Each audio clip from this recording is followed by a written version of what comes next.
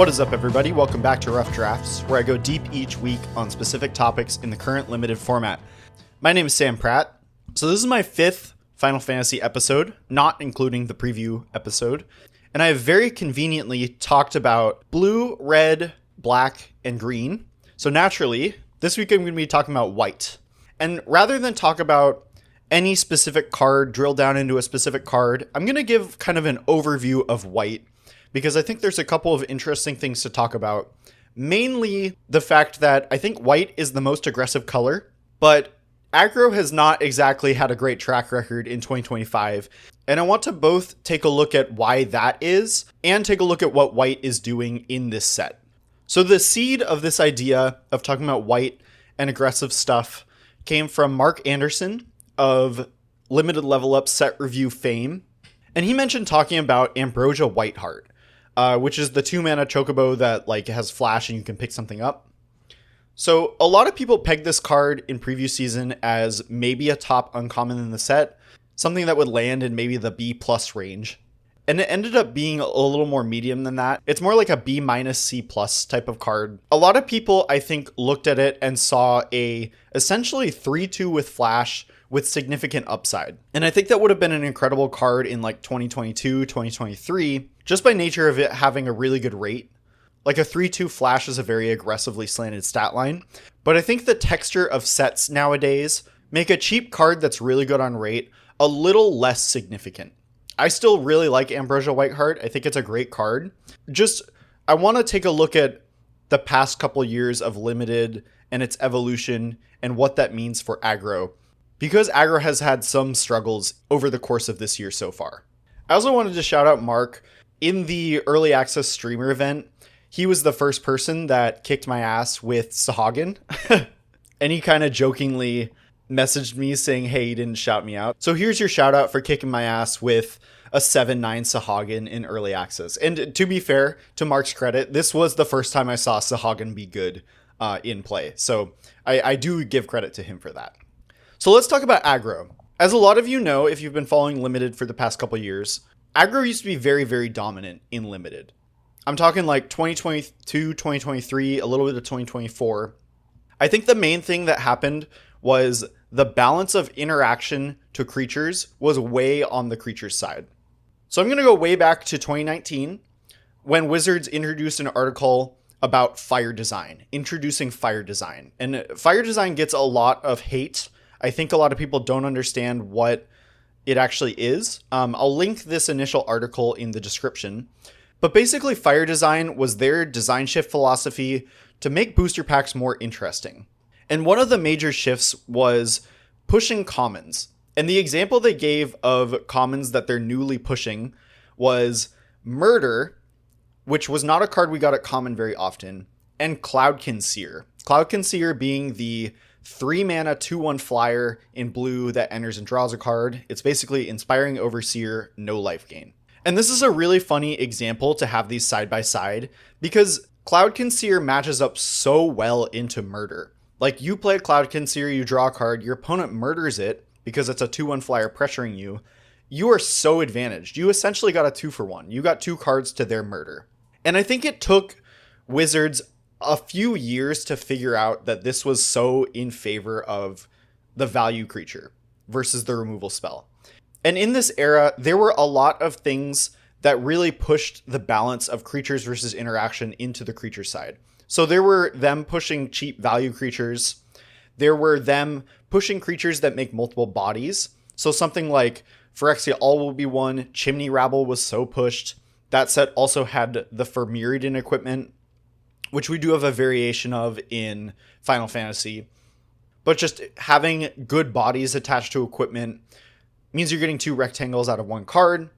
In Wilds of Eldraine, both the dominant aggro decks, which was white-red and red-black, each were built around cards that made multiple bodies. And then you had something like Murders at Karlov Manor, which had Disguise and the Ward mechanic attached to Disguise creatures, which also puts a huge penalty on your interaction. And I think along with the cheap stuff, the cheap value stuff being very strong, I think the interaction we got a couple years ago was just significantly worse than the interaction we get today. So I'm thinking like Lost Caverns of Ixalan, which did have some good interaction in like a braid, but also the black removal spell, like the flagship black removal spell, the murder of the set was a 1 black black -5/-5 with a bonus, which is just not like that good a card. And I think compared to a couple years ago, I think it has swung significantly in the other direction in 2025. So we just get really good cheap interaction nowadays. We get Thunder Magic in this set. Black has 3 good removal spells, which is Cornered by Black Mages, Vane's Treachery, and Sephiroth's Intervention. In Tarkir, we got the Exhales, which were excellent pieces of cheap interaction at common. Aetherdrift had Run Over, which was an exceptionally good green removal spell. And I think they've also worked to power down cheap creatures, especially at common. We used to get significantly more 1-drops at common, and I think they've kind of moved the 1-drops from common to uncommon. And I think they've also moved the good cheap creatures to uncommon as well, so they're a lot more rare. And I think that's done a really good job of swinging the pendulum back in the other direction in favor of interaction, which has slowed down the formats considerably. And I want to talk about that concept of slowing down, because if you look at the 17 lands format speed page, the average turn length of games has not actually changed significantly. We're still right in that zone of sets a couple years ago. But I think this is just because sets are powerful cards end the game fast, but the power lies a little bit more in the expensive cards. And I think the formats are way less snowbally than they were a couple years ago.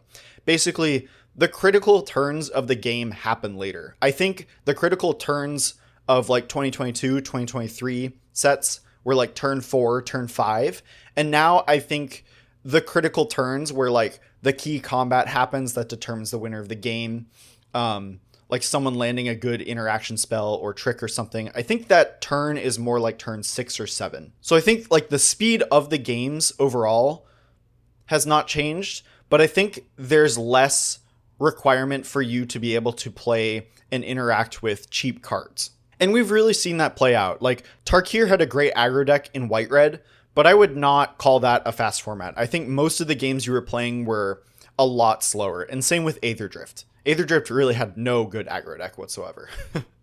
So let's shift gears to Final Fantasy, and we're going to be talking about white. I do think white is by far the most aggressive color, and we're going to talk about what it's doing. So going into Final Fantasy, one card that I thought was going to be really good was Dwarven Castle Guard. This is the 2-mana 2/1 at common. When it dies, you make a 1/1 hero. This is a functional reprint with a bunch of types changed of a card called Beskir Shieldmate in Kaldheim. Beskir Shieldmate was really good in Kaldheim. It was one of the better cheap creatures for your white decks. Kaldheim had a great equipment theme. This was making 2 bodies for your equipment. And I thought a very similar thing was going to happen in Final Fantasy, because this is basically 2 bodies to attach equipment onto. And, you know, this is a fine card you can play. I would give it like a C-, but it's really not a card you're excited about at all. Like, games just scale to the point where the 2/1 that gives you a 1/1 is just not a significant card anymore. And I really think that white decks are as mana hungry as any other deck in the format. The equipment decks really want their mana to attach their equipment to their flyers, etc. There's a lot of good desirable like 6-7 mana spells you'll play in a lot of decks, like Crystal's Chosen, which I think is why White Auracite has been such an overperformer. White Auracite, of course, being the 4 mana artifact in white. It's double pipped. When it enters, you exile something until it leaves, and you can tap it for white mana. I was thinking this would be close to the top white common. It's clearly the top white common, in my opinion. I think every white deck is happy with multiple copies. I think it's awesome. And, you know, it could be the case that this is just strong enough that it would have been a top common as well a couple years ago. But I'm not so sure. Just because in the olden days of 2022 and 2023, it was a lot more punishing to have your interaction be wrapped up in like 4 mana removal spells. Because you were so incentivized to interact with your opponent's cheap cards to not get run over, it was much better to have your interaction be like 2 mana, 3 mana, so you're not getting such a huge mana disadvantage when you are forced to interact with your opponent's 1-drop. So I think the reason white Auracite is performing so well is twofold. One is that expensive removal, expensive catch-all removal just sits better in the formats in 2025. And also the fact that white decks, like any other deck in Final Fantasy, are so mana hungry. So I'm going to talk about a couple categories of white decks in this format. The first category I'm going to call Gallicat decks. Gallicat is the 3 mana 1/3 flying vigilance. If you have 2 artifacts, it is a 3/3 flyer instead. Gallicat decks, I would say, are white-blue or white-red. This isn't to say you can't have Gallicat decks in other colors like black or green. I'm just calling like white-blue, white-red. These to me are the Gallicat decks. So your artifact base, obviously white-red is the equipment theme, white-blue is the artifact theme. So you should be able to turn on Gallicat relatively consistently, just by nature of being in these colors. These decks are beatdown decks, but they're more like flyers beatdown. You're putting pressure on your opponent, but a lot of the appeal of like flyers decks in general, and this is not necessarily like a blue-white skies archetype where it's all about flying, but it's more that like you have a number of single high priority threats backed with early pressure. So your opponent has to answer your Gallicat, maybe you play another flyer, maybe you have like a Dragoon's Lance. And this strategy of deploying single high priority threats is exactly what the equipment decks do as well. So it's not just flyers, but it's just like when you get to the mid game after you've kind of put some early pressure on, the mid-late game, you get to suit up all of your equipment onto one of your threats and attack in. Your opponent has to answer that card. Then the next turn, you just move it all onto your next 1/1 or something. Or maybe you're using that early pressure, suiting up your flyers and closing the game that way. This strategy isn't really like fast. It's not like snowball-y, like you're not playing like overrate creatures from turn 1 on. But it does require early pressure to be effective.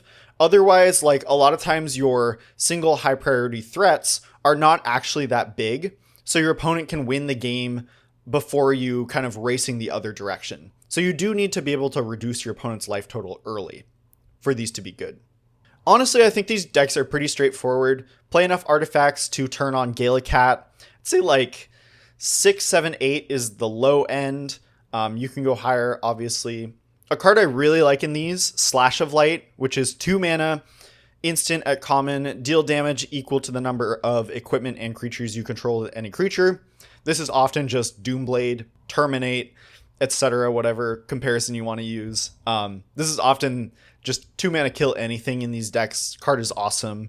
In the right deck, I think it's probably better than white Auracite, but I'm going to take white Auracite higher early almost every time. The other white decks, green-white. Green-white can play a very straightforward beatdown plan. If you get enough equipment, like with Bard's Bow, you can still play Gallicat. You can play that style of deck. I think base white decks in general are like that. I have run into playing green-white go wide, like the actual go wide prescribed archetype, a fair few times. This is another thing to watch out for in white in any white deck. Basically what you're doing is you're using cards like Aerith Rescue Mission, which is the 4 mana sorcery, either make 3 heroes or tap 3 things, put a stun counter on one of them to get a bunch of bodies, or just other cards that make multiple bodies. And then using like team pumps, like Summon Chocomog, which is the 3 mana summon that pumps your team for 4 turns. Auron's Inspiration, which is the 3 mana instant at uncommon that gives your team +2/+0 and has flashback. Or Crystal's Chosen, which is the 7 mana spell that makes 4 1/1s and then you put a 1/1 counter on your entire team. Aerith Rescue Mission plus these cards can be a deck in and of itself. I think it works with green specifically well because green has a couple of overruns itself. So it's got Rydia's Return, which is 5 mana, either return 2 permanents from your graveyard to your hand or give your team +3/+3. A rare is Esper Origins, that often when I'm like base white and then I get past this, I'm like, okay, I'm green, what am I doing? I'll end up in go wide because Esper Origin, the final chapter of the saga, is +2 and trample to your team. Obviously, this is just a phenomenal card. You should just take it and play it anywhere, but this will sometimes lead me to build a green-white go-wide deck. And then when you have these team pumps, summon Fat Chocobo, which is the 5-mana saga, make a bird, and it's a 4/4, and it gives your team trample every turn. If you have the team pumps, the trample is especially potent here. The thing to note about Green White Go Wide, though, is it's not really an aggro deck. It's more like a mid-range combo deck. Like you're trying to set up like a 2 or more card combo where you make a wide board with like Aerith Rescue Mission, Fat Chocobo, etc., and then finding your cards that pump your team to kill your opponent. This one requires less early damage than the equipment decks do. So like I said, green-white doesn't have to be this, but I do think if you're doing the go-wide stuff, green-white is a place to go.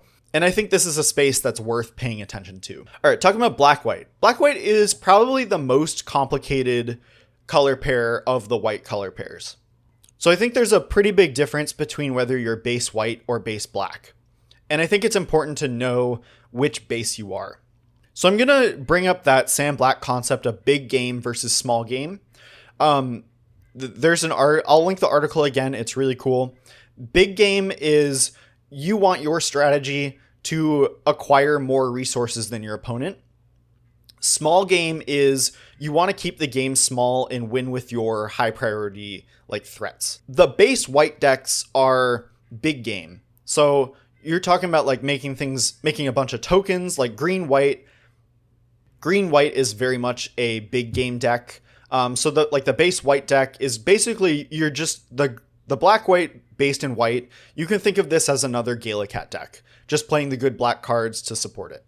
The small game version, the base black version, this is more like a control deck. You want to keep the game small with cards like Heck Dies, which is the 2-mana 1/1 that they discard a card, which is kind of like the flagship card for keeping the game small.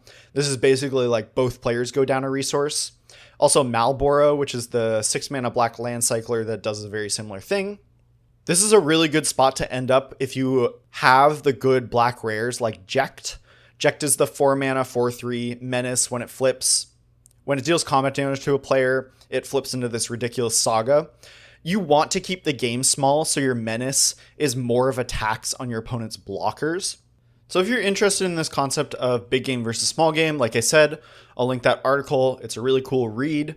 Like I mentioned a couple weeks ago, you want to be picky about your 2-drops. Like you'll play all 3 between Heck Dies, Undercity Dire Rat, and Black Mage's Rod. Heck Dies favors small game decks, so base black.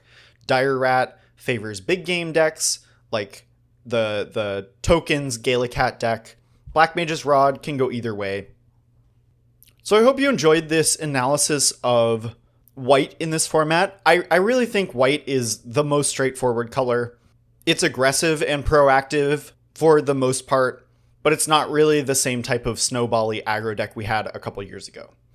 So before I wrap up, I have a couple of orders of business. Number 1, I'm going to go on a little bit of a rant about Arena Directs. So I used to be a really big Arena Direct guy. I like gambling. I think these events are the closest Magic has gotten to gambling maybe ever. Best of 1 sealed is just so high variance in either direction, especially if you only have 1 loss to give, like you're out at 2 losses. I used to be a big fan of these events. I'm not sure if people are aware. They changed the payout last set, so in Tarkir. Previously, it was about $25 an entry, and the prize you won was about $200. So you needed to win 1 in 8 entries to break even, which was pretty good. It was pretty easy to do that. They shifted the event structure to increase the entry fee. So it's now, I believe, 6,000 gems or 8,000 gems, depending on if it's Universes Beyond or not. And they upped the amount of wins that you need to get the same cash out prize. So the events are more expensive and are more difficult to win the prize that you're going for. The expected value of the events is lower, not by as much as you would expect, because what they did was they increased the gem payouts throughout the event. So you win more like packs and gems on Arena for not completing than you used to. But it's still more expensive and more difficult to win the booster boxes. And this is the important part to me and why I don't play these events anymore. One of the reasons why. It's significantly harder and more expensive to get the prize I want. And the thing is about these events, I don't like playing best of one sealed. I don't think it's a good format. And if I'm spending valuable time on my weekend playing Magic, and the most likely outcome by far is just winning in-game currency, I would much rather just play like ladder or best of 3 draft than play a format that I don't like. Now, the events are still pretty good value, though worse than before, and you have to pay taxes on it. They've got the tax information figured out. So the payout you get is less than advertised. And I will say that the collector booster event for Final Fantasy was insane value. And that's mostly a special case because of how insanely expensive the Final Fantasy collector boosters were. But the crux of why I stopped playing these events is I don't want to spend my weekend playing best of one sealed. And the extremely frustrating part about this is these are slowly but surely replacing Arena Opens. We had 10 Arena Opens last year, so multiple sets we had 2 Arena Opens in that set. We've had 3 this year. It is July. We've had 1 for Pioneer Masters, 1 for Aetherdrift, 1 for Tarkir. There are 2 more weekends before Edge of Eternity's pre-release. I don't think we're getting a Final Fantasy Open, but we're on track for like 6-7 opens in 2025 versus 10 in last year, and they have made sure to have at least 2 Arena Direct events per set. It is very clear that they care more about running the Directs and the Opens, and I just think that the Directs are not good. I really just want to play high-level draft on the client, and there are significantly fewer opportunities to do that now because of these events. Now, I'm not here to shame people for playing the Directs. If you like them, if you think they're fun, more power to you. They are still probably pretty good value if you're good at sealed. But I really want to bring attention to this, and especially the fact that these are eating into the number of opens that they're running each year. So people can decide if they want to support these and kind of vote with their wallet. So I don't know if I'm going to have an impact on this at all. I know I'm done playing these. Hopefully this brings awareness to other people because really what I just want is more opportunities to play good high stakes Magic. End rant. The other orders of business. The next couple of weeks, we have one more episode before I'm going to run back the 10 hot topics for Edge of Eternities. The rest of the sets for the year are 8 weeks long. So I'm going to run back 10 hot topics for that. Next week, it's going to be kind of a hybrid grab bag episode and a kind of Final Fantasy retrospective. Honestly, I think this set was very straightforward. Not much of a crazy retrospective. But I liked doing the grab bag episodes last year for Tarkir. I will say, Quarter Calls kind of stole my thunder on limited level ups. The episode he put out this week was a kind of like the same format as the grab bag episode I did last week, which if you didn't listen, that's just me listing a bunch of cards and the spots that you'll play them in. His was centered around like unique interactions. I would highly recommend that, of course. No shade to him. But I do want to give like a kind of call to action on any cards that you find interesting that I haven't talked about, including rares and bonus sheet cards. I think I might maybe focus on those next week too. One last item of business before I wrap up. I want to re-shout out my cube. We've been drafting my custom Arena cube online. Draft in Draftmancer, import your deck to Arena, play the games on Arena and Direct Challenge. It's been really fun. I set up my own like Discord server to run these events. If you're interested in joining us, just shoot me a message. This is going to be something I do in like the back half of the sets, so probably not going to fire these for the first 4 weeks of the format. But they've been really fun. So shoot me a message if you're interested. You can find me at sampratt.bsky.social on Blue Sky. You can send me a message on Discord at samp6, and I stream occasionally at samp_mtg. Thanks for listening. See you next week.